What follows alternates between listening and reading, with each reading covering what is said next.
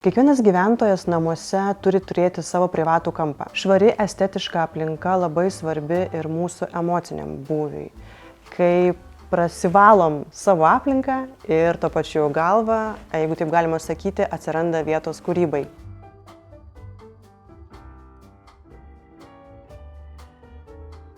Sveiki, aš esu Aistė, Noi studijos dizainerė. Šiandien aš jums noriu papasakoti, kas mano suvokimu yra teisingas interjeras. Teisingas interjeras pirmiausiai turi būti teisingai funkciškai išdėliotas, tai reiškia patogus gyventi. Kitas svarbus aspektas, kad žmogus turi jaustis saugiai ir jaukiai čia gyvendamas. Kiekvienas gyventojas namuose turi turėti savo privatų kampą. Nebūtinai tai turi būti atskiri kambariai. Tiesiog tos zonos tam tikros suasmenintos, pavyzdžiui, kaip mano darbo vieta, kaip mano skaitimo kampelis. Beje, vaikui labai fainai turėti savo lentyną, kur yra tik jo tvarka. Pagal vyraujančias standartinės taisyklės svarbios yra 3-4 pagrindinės spalvos interjere. Taip gali būti kažkokie papildomai akcentai. Bet yra šiek tiek kitokių dalykų, kaip pavyzdžiui žmogaus asmenybė, jo gyvenamo būsto lokacija, jo kažkokie pomėgiai, galbūt yra bohemos atstovas, galbūt jisai Afrikos fanatikas yra. Tai atsispindi interjere, ir tada suvokiama tai, kad jisai nebus toksai teisingas mano suvokimu ir neturės to šabloniško 3-4 spalvų kolorito. O man kuriant interjerą yra svarbu tai, kad nuėmus stogą nuo namo būtų visi kambariai kaip vienas, kalbėtų tą pačią kalbą. Mano patarimas yra neapsikrauti daiktais, todėl labai svarbu dar vieną dalyką pagalvoti savo namuose apie sandėliavimo funkciją, kad visi daiktai turi turėti savo vietą. Savo interjeruose aš dažnai naudoju medžio faktūras. Labai noriu paminėti, nes dažnai sulaukiu klausimo, ar medis neišeis iš mados. Tai iš savo pusės ir savo suvokimo galiu pasakyti, kad medis visą laiką bus madingas, nes jisai užsisėjęs mumise nuo senų senovės. Ir medis kuria mums jaukumą ir vėlgi mes tai priartėjame prie gamtos, tai yra mumise. Interjeras nebūtų visiškai jaukus be mažų dalykų. Interjere yra tikrai svarbus augalai, nes jie irgi mus priartina prie gamtos, jie pagyvina interjerą. Ir bus atpalaiduoja ir regeneruoja. Yra daug labai svarbių tokių momentų, ką būtų galima paminėti, bet tai paliksim kitam kartui. Tęsiant temą apie teisingą interjerą, galiu pateikti kelis pavyzdžius, kas mano suvokimu neerzintų akies ir pakankamai estetiškai atrodytų. Einam prie pavyzdžių. Tarkim, mes galime naudoti natūralų medžio lukštą su pirštų antspaudam atsparia plokšte. Tokia matinė labai gražina yra ir jos nežinau kaip ekrane, bet čia labai gražiai žiūrisi. Tada prie jų mes galim panaudoti mažiau intensyvų akmenį ir vos tokį blizgesį turinti kaip galbūt nikelį.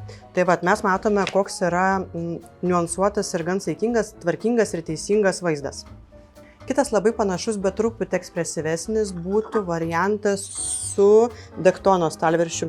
Matot, čia yra tokios kaip rudos gyslos, kurios puikiai derinasi su medžio lukštu parinktu.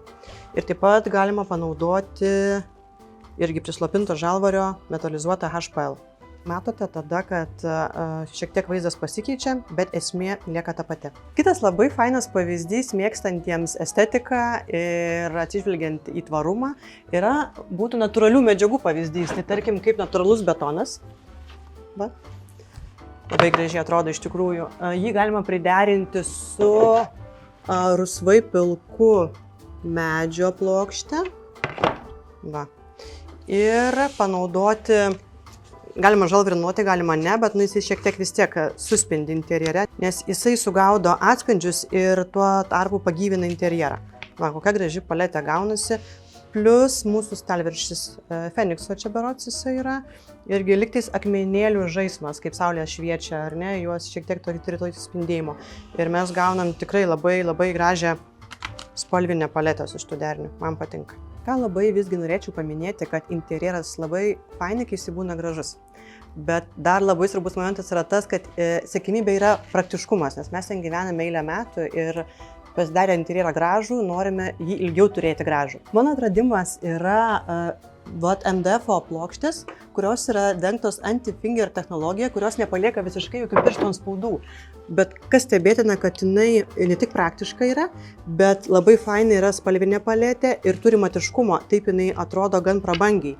Kitas dalykas, kas jau eilę metų ir dar ką žino ar išeis iš šiuometinių tendencijų, tai yra mūsų greveliai, mūsų frizuotos MDF plokštės, mūsų natūralūs bruseliai klijuojami ant sienų. Tai ką aš atradau, kad yra labai gražių pavyzdžių su natūraliu dengtu lukštu, paruoštukai tokie, kur gali atrodyti ir gražiai, ir atlikti tam tikrą praktišką funkciją. Kad, tarkim, mes visi žinom, kad garso izoliacija yra labai naudinga, kai turime šone kaimynus. O kitas dalykas, mes turim turėti gražią sieną, pavyzdžiui, iš abiejų pusių, tarkim, naudojant miegamojo TV sienoje ir, tarkim, jeigu miegamasis ribojasi su svetainė TV siena, tai mes turėsime dvigubą izoliaciją. Tai reiškia, negirdėsime garso ir atrodys gražiai. O šiandien pristatysiu Jums savo kurtą interjerą, kuris, mano suvokimu, yra teisingo interjero pavyzdys. Jis yra gan paprastas, bet pažvelgus giliau pamatome kitus dalykus. Šio interjero inspiracija tapo paveikslas atkeliavęs iš senųjų užsakovės namų. Tame paveiksle atsispindinčios spalvos ir formos puikiai asocijuojasi su rezultatu, kurį mes gavome. Tai buvo svarbi užuomina, kuriant spalvinę gamą ir naudojant baldų formas. Pagalvojau, kad jeigu jisai buvo pasirinktas klientės intuityviai, tai reiškia, kad jame atsispindinčios spalvos ir formos gali persikelti į interjerą ir galbūt mano sprendimai klientai patiks. Taip ir atsitiko. Visa mūsų namo idėja prasidėjo nuo to, kad aš parodžiau jai šitą paveikslą, kurį gavau 35 gimtadienio proga. Man jos spalvos yra nuostabios, jis puikiai sudera visame mūsų interjere ir Aistė jį priderino taip, kad mes esam labai patenkinti. Vienas iš pagrindinių dalykų rengiantis namus man buvo, kad tai būtų vienas bendras darbas, tai yra viena visuma. Nors kai įsirenginėjom dar tokių kaip po pavyzdžių, aš nemačiau, kad būtų viskas, atsispindėtų ir detalės, ir spalvos visame interjere. Visur būdavo tai kambarys, tai kiekvienas kambarys turėdavo savo kažkokį tai ten ar spalvą, ar detalę. Pas mus yra taip, kad yra visur viskas taip vientisa, švaru, estetiška ir jauku, nes man tamsios spalvos, kaip nebūtų gal kažkam keista, man jos yra labai jaukumo tokio priduodančios ir prabangos. Šiame interjere vyrauja minimalizmas. Visos spalvos yra niuansuotos ir skiriasi tik savo pustoniais. Tokiu būdu namuose yra kuriama ramybės ir vientisumo aura. Šis interjeras yra tobulo interjero pavyzdys, nes kiekviena detalė yra apgalvota iki smulkmenų. Pavyzdžiui, slėpta darbo vieta drabužinėje. Kaip atsisakius gipso pertvaros montuojama stumdoma stiklo pertvara, kad priešais esantis langas skleistų dienos šviesą. Tas pats sprendimas buvo priimtas ir atskiriant miegamąjį nuo drabužinės. Taip atrodo erdvė optiškai didesnė ir šviesesnė. Taigi šiam kartui trumpai tiek, manau pasisėmėte kažkokios informacijos ir ją panaudosite kurdami savo svajonių namus.